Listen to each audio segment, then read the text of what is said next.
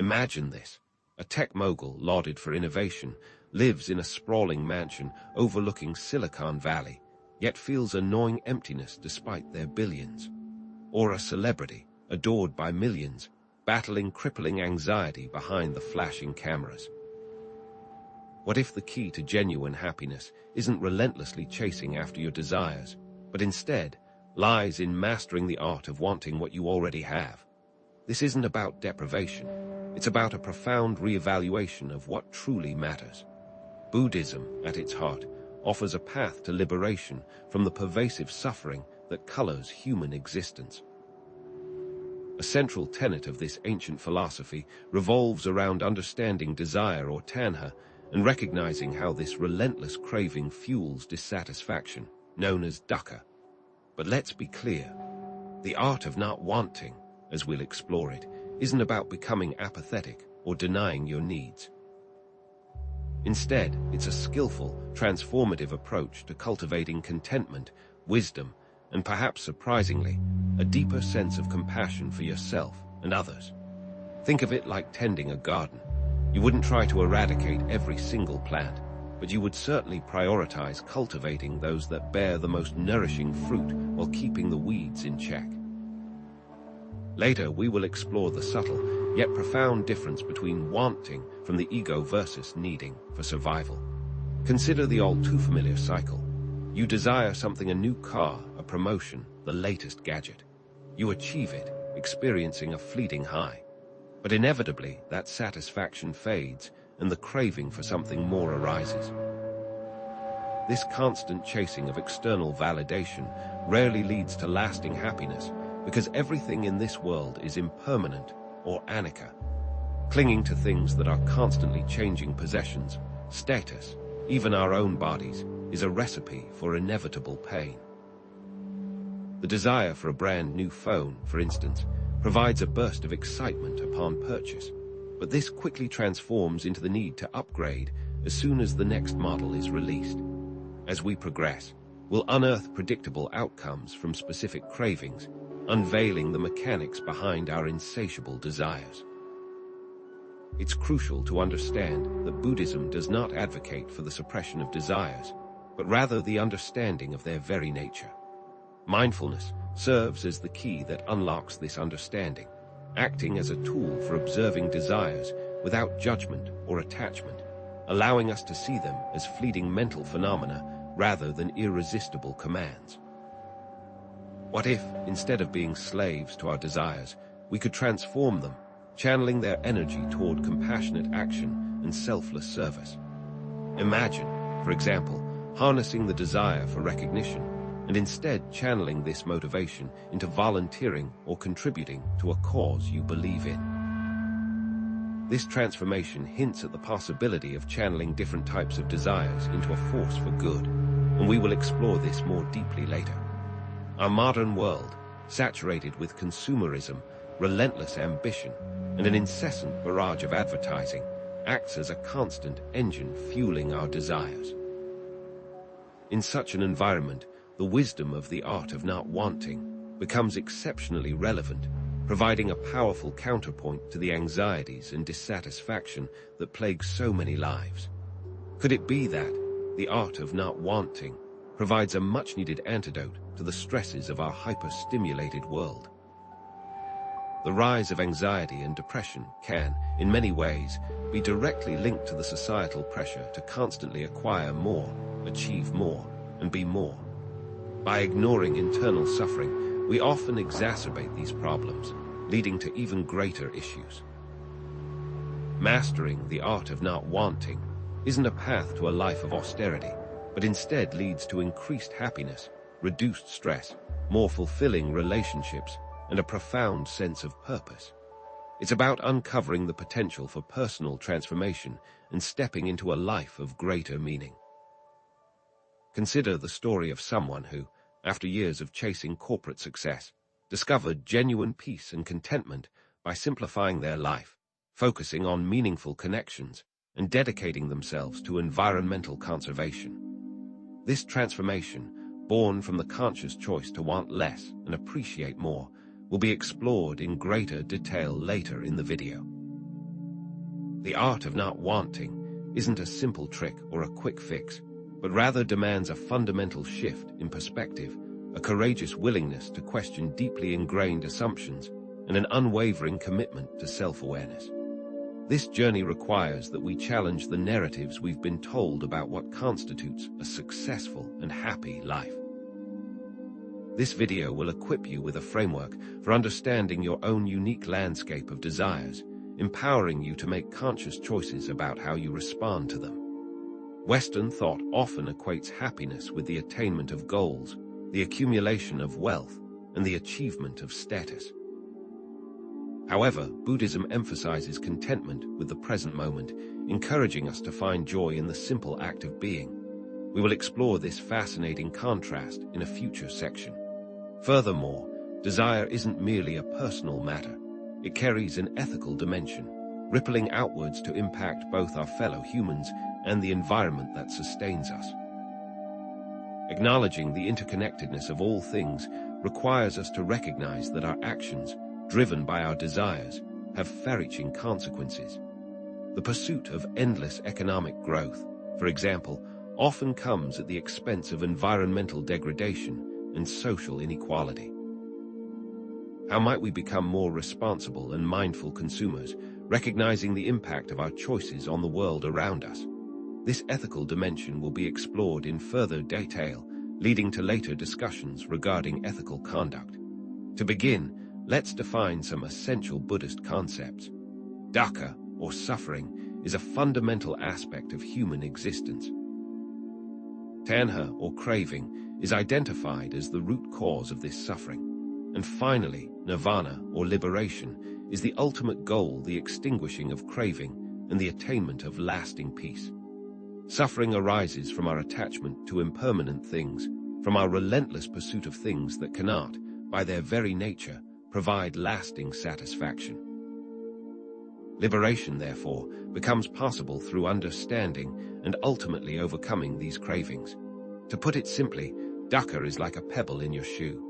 Tanha is the wanting of the pebble gone, and nirvana is finally being free of the shoe and the pebble.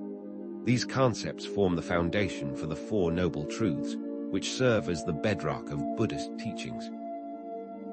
The first noble truth acknowledges the undeniable existence of suffering in the world. The second noble truth identifies craving as the origin of this suffering, stemming from our attachment to desires, people, and things. The third noble truth offers the hopeful promise of liberation from suffering, suggesting that it is indeed possible to break free from this cycle. And the fourth noble truth outlines the Eightfold Path as the practical means to achieve this liberation.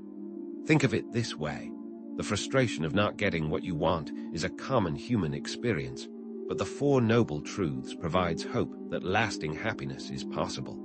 We will be diving deep into the Four Noble Truths later in the video. The Eightfold Path provides a practical guide for living a more ethical, mindful, and ultimately fulfilling life. It encompasses 8 interconnected elements: right understanding, right thought, right speech, right action, right livelihood, right effort, right mindfulness, and right concentration. Each element contributes to reducing suffering and cultivating wisdom in its own unique way.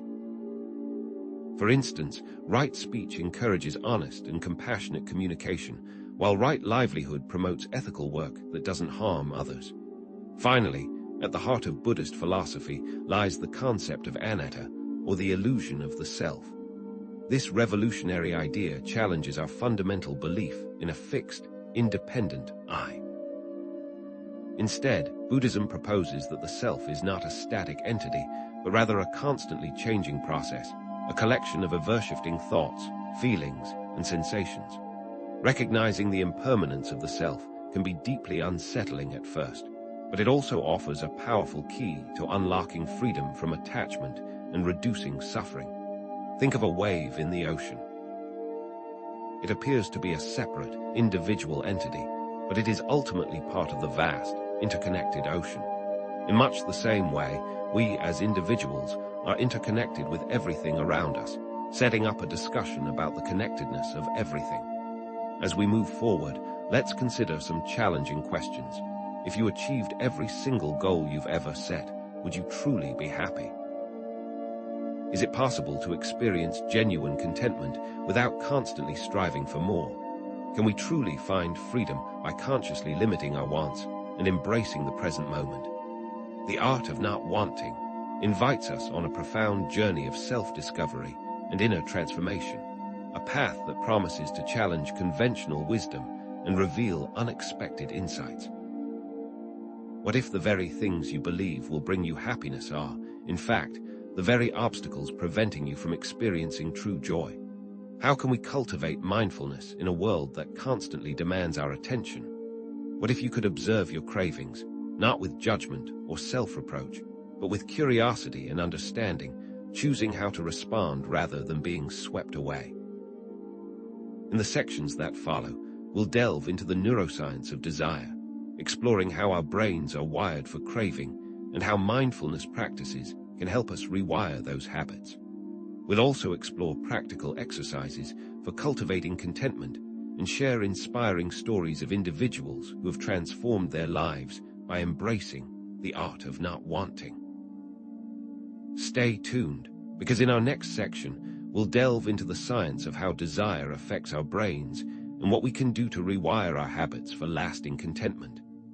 Now, let's delve deeper into the essence of Buddhist philosophy, the Four Noble Truths, which offer a profound understanding of suffering and a practical path to liberation. They're called noble because they're truths seen by the Arya, or the noble ones, those with direct insight into reality. But what exactly do these truths reveal, and how can they help us navigate the complexities of modern life? The first noble truth, dukkha, acknowledges the reality of suffering, but it's crucial to understand that dukkha encompasses more than just physical pain. It includes the subtle forms of dissatisfaction, stress, and unease that permeate our lives. Consider the anxiety of constantly comparing yourself to others on social media, the gnawing disappointment of unmet expectations in relationships, or the relentless pressure of overwork in a career you don't even enjoy. Even seemingly pleasurable experiences can lead to dukkha because of their impermanent nature. The fleeting joy of a delicious meal turns into the dissatisfaction of wanting more, or the discomfort of overeating. Or consider the endless pursuit of likes on social media. Each notification provides a momentary boost, but the underlying anxiety of needing external validation persists, creating a cycle of dukkha. These everyday examples illustrate how dukkha isn't just about grand tragedies, but rather a pervasive undercurrent of dissatisfaction that colors much of our experience, making it imperative that we examine the pervasiveness of subtle unease in our daily lives. The second noble truth, tanha, reveals the origin of this suffering, craving or thirst. It's our relentless desire for things to be different than they are, our attachment to impermanent things, and our constant seeking of external validation. But tanha isn't a singular entity. It manifests in different forms, each leading to its own unique brand of suffering. The craving for sensual pleasures, like the constant need for stimulation through food, entertainment, or relationships, leads to a never-ending cycle of seeking and dissatisfaction. The craving for existence drives our ambition for success, fame, and recognition, pushing us to constantly strive for more, often at the expense of our well-being. The craving for non-existence, on the other hand, manifests as a desire to escape from unpleasant experiences, leading to addiction, escapism, and even suicidal thoughts. A person desperately seeking fame represents craving for existence, forever chasing validation, while someone addicted to escapism through constant video game playing is seeking a craving for non-existence, attempting to avoid suffering. These varying cravings shape our behavior and ultimately create more suffering. The third noble truth, nirvana, offers a beacon of hope. The cessation of suffering is possible. By eliminating craving, we can achieve liberation and lasting peace. This doesn't mean suppressing all desires, becoming apathetic, or retreating from the world. Instead, it means understanding the nature of our desires, recognizing their impermanent and ultimately unsatisfying nature and learning to let go of our attachment to them. Imagine a fire. You can't extinguish it by force, but by removing the fuel that feeds it. Similarly, we can extinguish the fire of suffering by removing the fuel of craving through mindfulness, wisdom, and compassion. The fourth noble truth, Magga, provides the practical roadmap for achieving this liberation, the Eightfold Path. This isn't a linear sequence of steps to be followed one after the other, but rather a set of interconnected principles that support and reinforce each other, like the interwoven strands of a rope. Right understanding informs right thought, which leads to right speech, right action, and so on. The goal is to develop all 8 aspects simultaneously, creating a holistic approach to living a more ethical, mindful, and fulfilling life. It's as if each element of the Eightfold Path feeds into and enriches the others, guiding us towards a path of liberation. This path isn't easy, but if we follow it diligently, we can find freedom from suffering. Now, let's break down the Eightfold Path in more detail to give you practical guidance for incorporating these principles into your daily life. How can we translate these ancient teachings into concrete actions that promote well-being and reduce suffering? Right understanding and right thought form the foundation of the Eightfold Path, emphasizing the importance of developing wisdom and cultivating wholesome mental states. Right understanding involves grasping the Four Noble Truths, recognizing the nature of suffering, its origins, its cessation, and the path to liberation. It requires studying Buddhist teachings, reflecting on personal experiences, and questioning deeply ingrained assumptions. Ask yourself, what are my core beliefs about happiness and success? Where did these beliefs come from? Are they truly serving me? Journaling prompts can be a powerful tool for reflecting on personal experiences of suffering and craving. For example, try writing about a time when you experienced intense desire for something, and how that desire ultimately led to dissatisfaction or disappointment. Right thought, in turn, involves cultivating wholesome intentions, such as loving kindness, compassion, and equanimity. It means actively replacing negative thoughts with positive ones, and developing a mindset that is conducive to peace and well-being. The goal is to align our thoughts with our understanding, creating a clear and consistent inner compass to guide our actions. These dual components of right understanding and right thought are like the lens and the film in a camera, working together to capture a clear image of reality. Right speech and right action focus on how our words and deeds impact ourselves and others.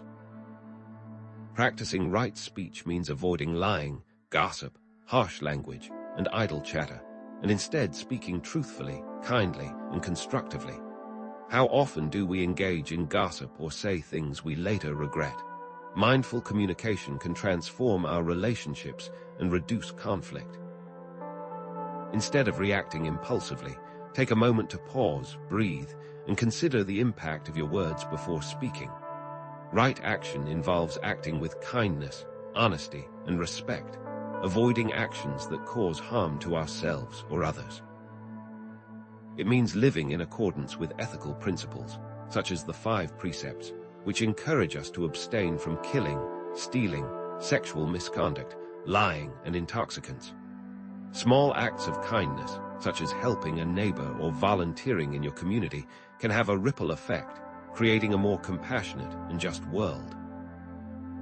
Choosing to act in a way that benefits others not only reduces suffering in the world, but also cultivates inner peace and well-being. Right livelihood and right effort address the importance of aligning our work and our energy with our values.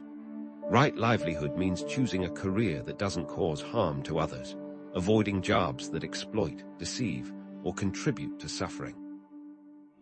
This might involve making difficult choices, such as leaving a high-paying job that conflicts with our values and pursuing work that is more meaningful and ethical. Consider the contrast between a career in sustainable energy, which promotes environmental well-being, and one in a company known for pollution, which contributes to environmental degradation. Right effort involves cultivating wholesome qualities, such as mindfulness, compassion, and wisdom, and abandoning unwholesome ones, such as greed, hatred, and delusion. It requires a constant vigilance, a conscious effort to steer our minds and actions in a positive direction. This can be challenging, especially when faced with difficult emotions or tempting distractions, but it is essential for cultivating inner peace and reducing suffering. Choosing a livelihood aligned with ethical principles ensures that our daily work contributes to the greater good, further enhancing our sense of purpose. Right mindfulness and right concentration form the heart of Buddhist meditation practice, emphasizing the importance of cultivating awareness and focus. Right mindfulness involves paying attention to our thoughts, feelings, and sensations without judgment, observing them as fleeting mental phenomena rather than getting caught up in them. It means being present in the moment, fully engaged in whatever we are doing, rather than dwelling on the past or worrying about the future. Different meditation techniques help develop concentration, such as focusing on the breath, observing thoughts without judgment, or cultivating loving kindness. Take a moment right now to engage in a brief mindfulness exercise.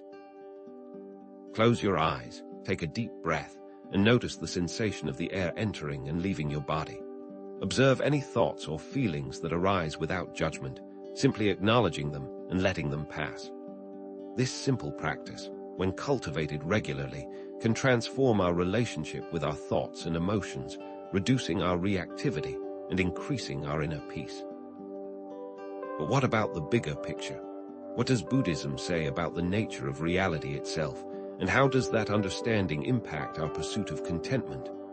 The concept of anatta, or no self, challenges our fundamental belief in a fixed, independent I. Buddhism proposes that the self is not a static entity, but a constantly changing process, a collection of physical and mental phenomena that arise and pass away in each moment. Think of a car. It's not a single, unchanging thing, but a collection of parts that come together to form a vehicle. If you take away all the parts, is there still a car? Similarly, our sense of self is a construct, a collection of constantly changing thoughts, feelings, sensations, and perceptions. Understanding impermanence, anicca, can help us to let go of attachments and reduce suffering. Everything is constantly changing, and clinging to things that are impermanent is like trying to hold on to water. It will inevitably slip through our fingers. Observe the changing seasons, witnessing the cycle of growth, decay, and renewal. Relate this back to the impermanence of life and feelings, recognizing that everything is in a constant state of flux. By embracing impermanence, we can learn to let go of our clinging and find greater peace in the present moment. The concept of interconnectedness, also known as dependent origination, emphasizes that all things are interdependent and interconnected. Nothing exists in isolation. Everything arises in dependence on other factors. Eating a fast food hamburger contributes to deforestation, animal suffering, and health problems, illustrating the interconnectedness of our actions with far-reaching consequences. Recognizing this interconnectedness can motivate us to act with greater responsibility and compassion, understanding that our choices impact the entire web of life. How does all this impact our ethical behavior? Understanding no self and interconnectedness can lead to less ego-driven actions and more focus on helping others. If we recognize that our sense of self is a construct and that we are all interconnected, it becomes easier to act with compassion and kindness. Recognizing our shared humanity can motivate us to act in ways that benefit others, even when it requires personal sacrifice. Let's address some common misconceptions about Buddhism and compare its principles with Western thought. Is Buddhism truly pessimistic, or is it offering a realistic perspective on life? The notion that Buddhism is pessimistic is a common misconception. While it acknowledges the existence of suffering, it also offers a path to liberation, a hopeful promise of lasting peace.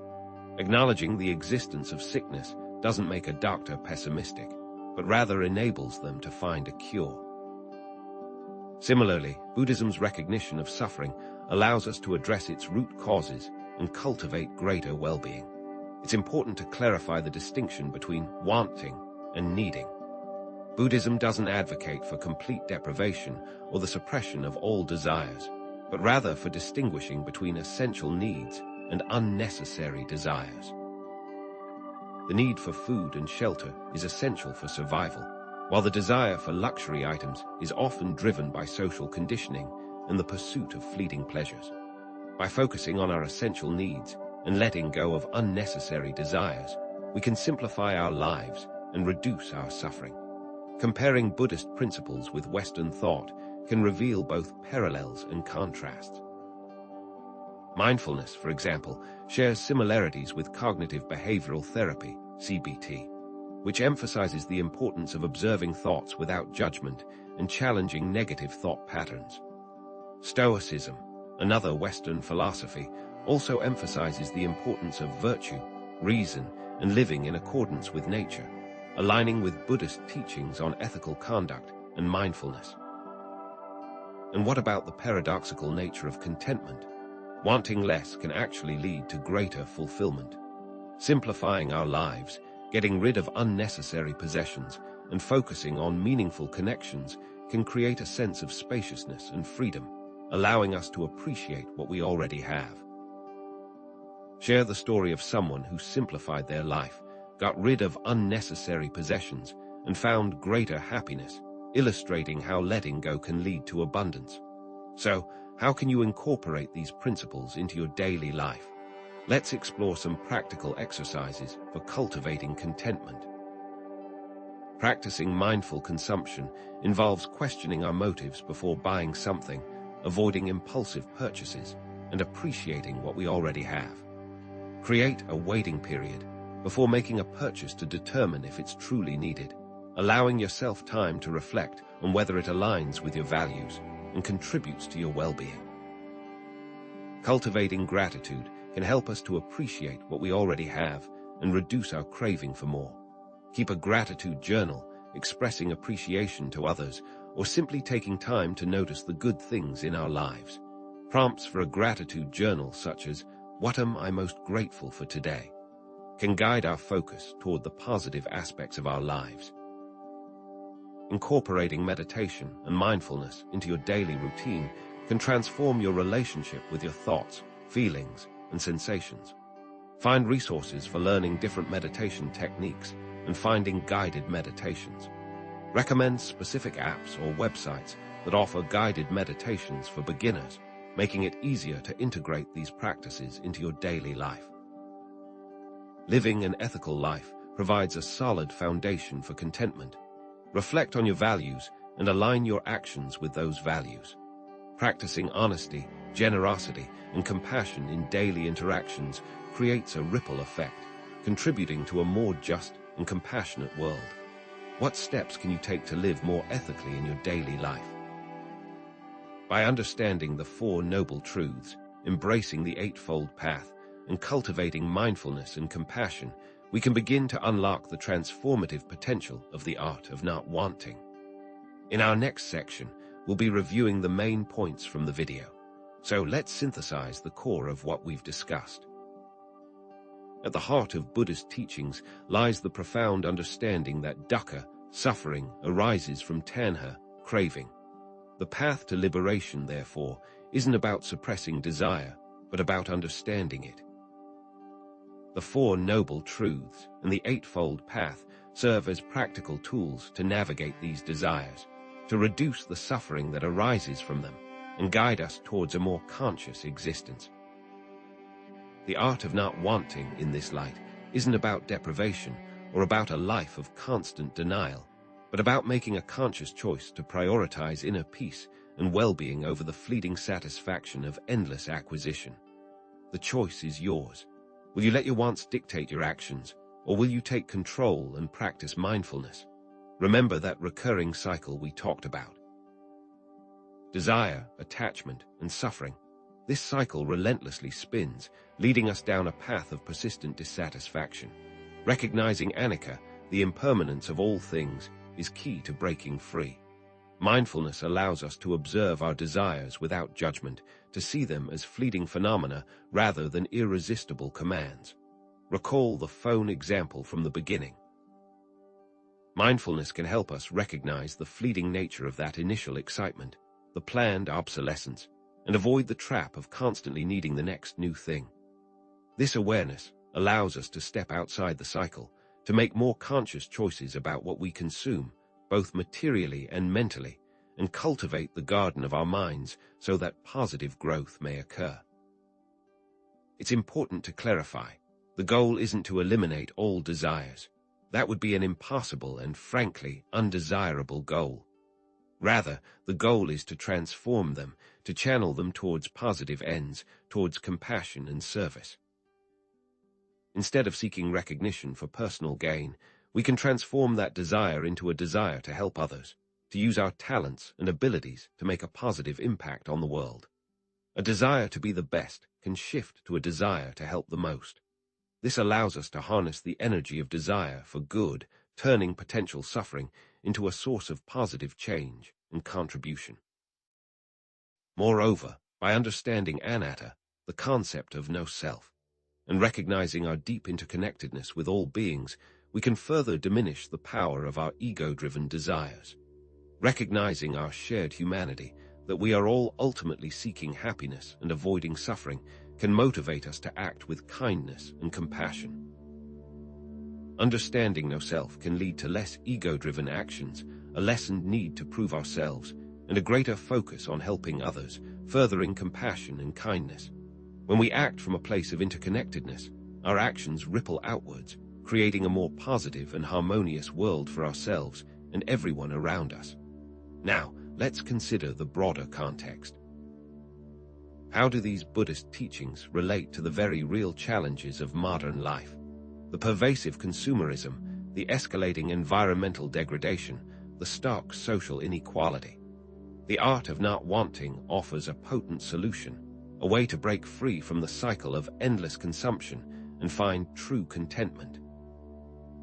Mindful consumption can reduce our environmental impact and promote social justice, allowing us to be more conscious of our planet and its limited resources, leading to more responsible stewardship. What could the world look like if more people adopted this approach? Think about how consumerism creates a perpetual cycle of dissatisfaction, always leaving us wanting more, chasing the next shiny object, the next fleeting experience. True happiness, however, comes from within, not from external possessions. Statistics consistently show that more stuff doesn't equal more joy. Studies reveal that beyond a certain level of income, increased wealth does not correlate with increased happiness. The key is to shift our focus from acquiring things to cultivating inner peace and meaningful relationships. Ultimately, mastering the art of not wanting requires a fundamental shift in perspective, a willingness to question deeply ingrained assumptions, and a commitment to self-awareness. It's a journey of self-discovery, one that requires courage, honesty, and a willingness to challenge the status quo. Western thought often equates happiness with achieving goals, with accumulating wealth and status, while Buddhism emphasizes contentment with the present moment. Which resonates more deeply with you? Let's revisit the initial mystery, the person who seems to have everything but is still profoundly unhappy. That person is trapped in the cycle of desire and attachment, constantly chasing external validation and never finding lasting peace. True happiness can only be found by cultivating contentment, by looking inward rather than outward, and by appreciating the simple joys of life. So what steps can we take to transform this reality? Remember, the art of not wanting isn't about deprivation. It's about understanding needs versus wants, about aligning our actions with our values. Consider the hunter-gatherer, who takes only what's needed from the environment, living in harmony with nature. Contrast this with the hoarder, amassing things they don't even use, trapped in a cycle of accumulation and anxiety.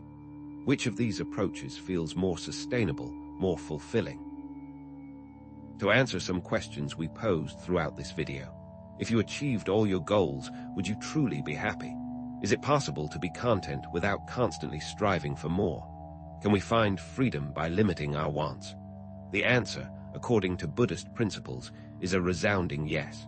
True happiness is not dependent on external achievements or possessions. Contentment is possible when we understand the nature of desire and learn to let go of our attachments. Freedom can be found by limiting our wants and focusing on what truly matters: inner peace, meaningful relationships, and contributing to the well-being of others. In conclusion, desire is not inherently bad. However, it can lead to suffering when it's driven by ignorance and attachment. The key is to cultivate healthy desires, desires that are aligned with our values and contribute to our well-being. A desire for knowledge, a desire for connection, a desire to help others. These are all desires that can enrich our lives and the lives of those around us. How can you cultivate these healthy desires in your own life? As you continue on your path, consider these questions. How can we create a more mindful and compassionate society? What role does spirituality play in finding happiness? How can we integrate Buddhist principles into our daily lives? To support your growth, I recommend exploring resources like the works of Thich Nhat Hanh, Pema Chodron, and the many guided meditations available on apps like Insight Timer and Headspace. Seek out teachers and mentors who can guide you on your path and connect with communities of like-minded individuals. Share your own experiences and insights in the comments section below. Let's engage in a discussion about the art of not wanting and its relevance to your lives. What challenges have you faced in cultivating contentment? What strategies have you found helpful? In future videos, we'll delve deeper into specific aspects of Buddhism, exploring topics like mindfulness, compassion, and the neuroscience of desire. Remember, the journey to liberation is a lifelong process, one that requires patience, persistence, and a willingness to learn and grow. Take the first step on your own path, embrace the art of not wanting, and discover the transformative power of contentment. Thank you for watching.